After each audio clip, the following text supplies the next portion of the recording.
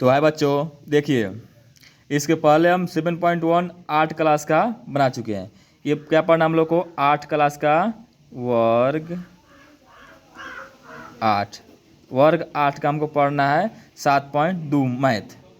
इसमें first number question क्या कह रहा है कि सेल के दौरान एक दुकान सभी वस्तुओं के अंकित मूल्य पर 10% बट्टा देता है। ठीक है, यानी 10% क्या है? मतलब कि छूट देता है। बट्टा का मतलब क्या होता है? छूट देता है। रुपया 1450 अंकित मूल्य वाला एक जीन्स और 2 कमीजें, जिनमें से प्रत्येक का अंकित मूल्य 850 रुपया है, तो खरीदने के लिए किसी ग्राहक को कितना भुगतान करना पड़ेगा? ठीक है, ठीक है। इसके बाद हम लोग थोड़ा आप लोग को एक हम बता दे रहे हैं। देखिए ओके, देखिए यानी कि क्रय मूल्य मतलब क्या होता है कि जिस मूल्य पर हम वस्तु को खरीदते हैं, यानी कोई भी वस्तु हो जिसको हम खरीदते हैं उसको क्या बोलते हैं हम लोग? क्रय मूल्य बोलते हैं। विक्रय मूल्य यानी जिस मूल्य पर हम किसी वस्तु को क्या करते हैं? बेचते हैं, उसको क्या बोलते हैं हम लोग? विक्रय मूल्य। अब आता है बट्टा। बट्टा किसे कहते हैं? वह छूट जो अंकित मूल्य पर मिलते हैं, उसे क्या कहते हैं हम लोग? बट्टा कहते हैं। अंकित मूल्य बराबर क्या होता है? विक्रय मूल्य प्लस बट्टा होता है क्या है?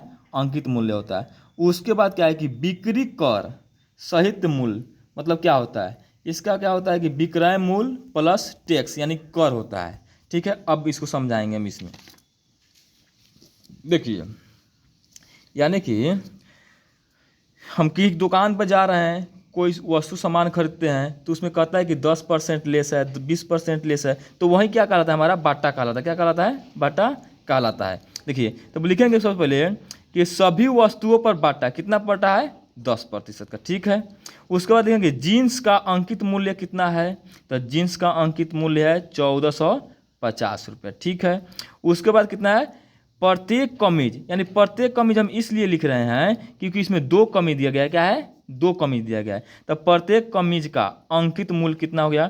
यानी एक कमीज का मूल्य कितना है? 850 रुपया। तो कितना कमीज है? 2 कमीज, यानी 850 गुने 2 यानी 1700 रुपया। ठीक है, अब लिखेंगे कि सभी का अंकित मूल्य कितना हुआ, तो क्या करेंगे? इसको ऐड कर देंगे, यानी 1450 प्लस 1700, इसको ऐड कर दिए हम तो हो गया हमारा कितना? 3150 रुपया होगा। ठीक है, अब देखेंगे कि अंकित मूल्य पर बाटा कितना हो रहा है, तो 3150 रुपया टोटल कुल रुपया हुआ, उसका बाटा कितना है? 10%, यानी 10/100। 10 से 10 कटा, 10 से 10 कटा, यानी कि 315 रुपया क्या हो गया? हमारा बाटा हो गया।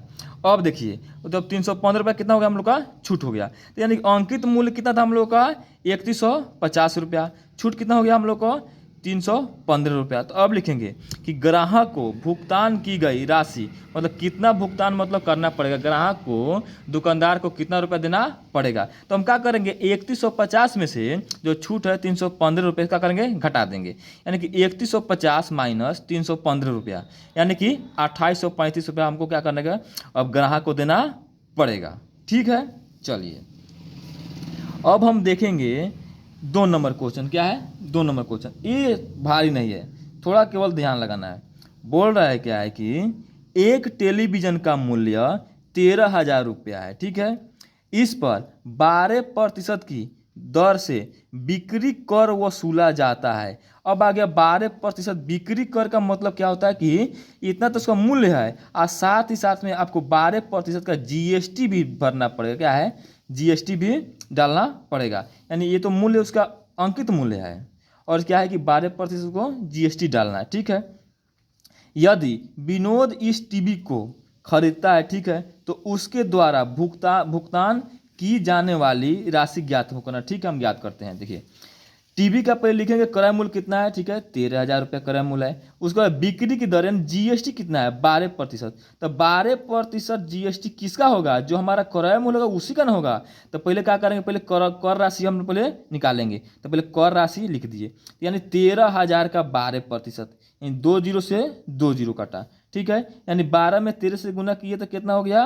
1560 रुपये, यानी 130 में 12 से गुना किया तो 1560 रुपये। हमारा क्या आ गया, ये जीएसटी समझिए तो मतलब कर, क्या हो गया, यह कर राशि हो गया, कर। इसको हम समझ जाते हैं, मतलब छोटे मोटे जीएसटी क्या समझ लीजिए, क्या है जीएसटी समझ लीजिए, ठीक है। अब क्या लिखेंगे, अब दोनों को हम ऐड कर देंगे, क्या करेंगे, अब दोनों को ऐड कर देंगे, उतना ही ना देना पड़ेगा, क्योंकि 12% क्या प्रतिशत हमको ज़्यादा देना पड़ेगा दुकानदार को जीएसटी के तौर पर, चाहे अधिक मतलब क्या है, कोई अलग सा कर है, ठीक है। तो लिखेंगे अब कुल राशि, यानी क्रय मूल्य प्लस कर राशि। क्रय मूल्य कितना था हम लोग का, 13,000। उसका 1560 रुपये कितना है हम लोग का, ये वाला कर राशि है यहाँ पे जीएसटी वाला, इसको ऐड कर दिए तो हमारा हो गया क्या है, ये 14,560 रुपये का होगा, हमको भुगतान करना पड़ेगा। क्या करना पड़ेगा, हमको भुगतान करना पड़ेगा, भुगतान करना होगा, ठीक है। चलिए बहुत बढ़िया। अब देखते हैं हम 3 नंबर सवाल, ठीक है। थोड़ा इसमें भारी लगेगा, लेकिन समझते जाइएगा तो भारी नहीं लगेगा, ठीक है।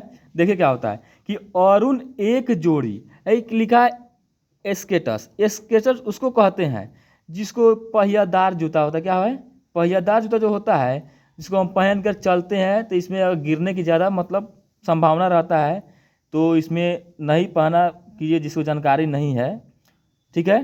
तो उस वही जूता है पहिएदार, यानी कि जिसमें क्या है चक्का लगा होता है। बोल रहा है किसी सेल से खरीद कर लाया, ठीक है, और उन मतलब खरीद कर लाया जिस पर दिए गए बट्टे की दर 20% थी। समझना है, यदि उसके द्वारा भुगतान की गई राशि 1600 रुपया है तो अंकित मूल्य ज्ञात करना है।